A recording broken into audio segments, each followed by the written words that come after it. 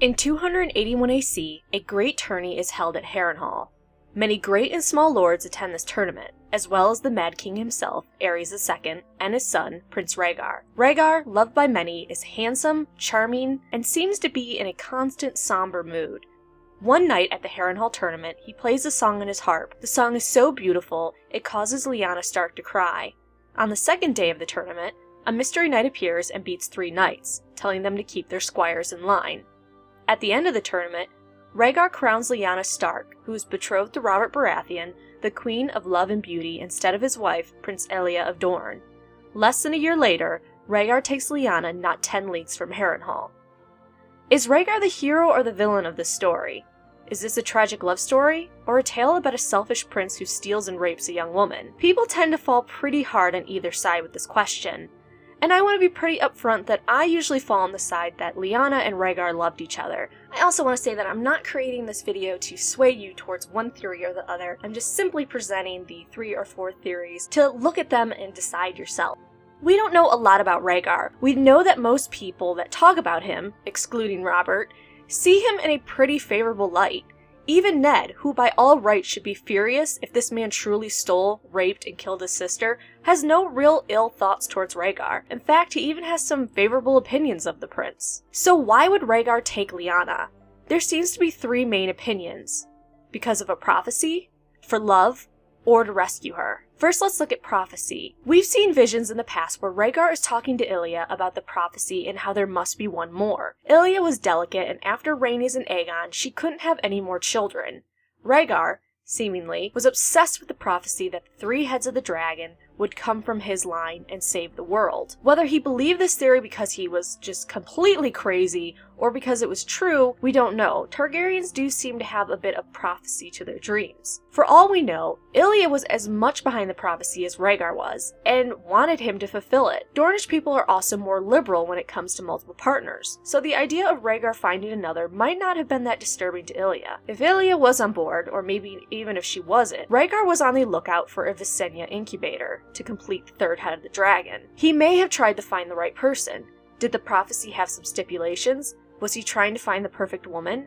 Did the prophecy, Song of Ice and Fire, make Rhaegar believe he needed a northerner to complete it? Did meeting Lyanna at the tournament and seeing her strength, wildness, but also her softer side, crying at his music, move Rhaegar to decide she was the one? And really, if Lyanna was the Knight of the Laughing Tree, that would most likely seal the deal for Rhaegar, an exceptional woman to bring forth the prophecy. It's not too hard to believe he'd abduct a woman to impregnate her. He's a prince from a 300-ish year-line Targaryen dynasty. He does what he wants. And did Rhaegar really think a war would break out for his actions? It's easier to say you're sorry than ask for permission. He might have thought there would be mild repercussions, but who cares? He has his prophecy fulfilled. What he didn't bet on was his crazy father Aerys II executing the Lord of the North and his heir. Rhaegar didn't start Robert's rebellion directly. His lunatic father's actions did. Lyanna, even though she was at first abducted, could have developed Stockholm Syndrome, which would explain Ned not being angry at Rhaegar. Lyanna could have developed feelings for her captor, and Ned would come along and then gush about him and promise Ned not to be angry or hold a grudge. And even if she didn't ever develop these feelings, being raped to death could have caused her death if Rhaegar was so into this prophecy and a little bit off his rocker in deciding I need to impregnate this woman to complete this. It seems a bit crazy for what we know of Rhaegar, but think about what people say when their lover, friend, relative is found out to be a killer or serial killer. He always seemed like such a great, sweet guy. I've heard a woman excuse a man of raping another woman by saying, well, we were alone together and he never raped me. Not seeing that behavior doesn't mean the person isn't capable of doing it. Could Rhaegar have started down a path of madness like his father and other Targaryens before him? Was Rhaegar a ticking time bomb of crazy that got caught up in a prophecy and was willing to do whatever he could to complete it? Love. This is a theory a lot of people like. Lyanna and Rhaegar are 2 individuals deeply in love, and damn the consequences. At Harrenhal tournament, Lyanna cries because Rhaegar's music is so beautiful and sad. Ladies falling for the somber, brooding musician is tale as old as time. Think about all the guys you know that play guitars to try to get a lady. Lyanna competes as the Knight of the Laughing Tree. Rhaegar discovers her and falls in love with her wild, strong nature. Even if it wasn't the Knight of the Laughing Tree, he could have interacted with her somehow and fallen in love with her strong nature. The almost year-long wait to abduct her is kinda weird though, Could they have been corresponding to each other during this time? Did Rhaegar know she'd be just outside Harrenhal to swoop her up? Did Liana, hesitant at first to trade one cheater for another, eventually fall in love with Rhaegar or convinced of his prophecy? Someone once phrased it like this: you have a young woman who is approached by a handsome prince from a long, magical, and powerful dynasty that tells her he loves her and that this is proof that their love will bring a child that will save the world. Would you fall for that? Some might. But would Liana be happy marrying a cheating man? Rhaegar could have planned to divorce Ilya.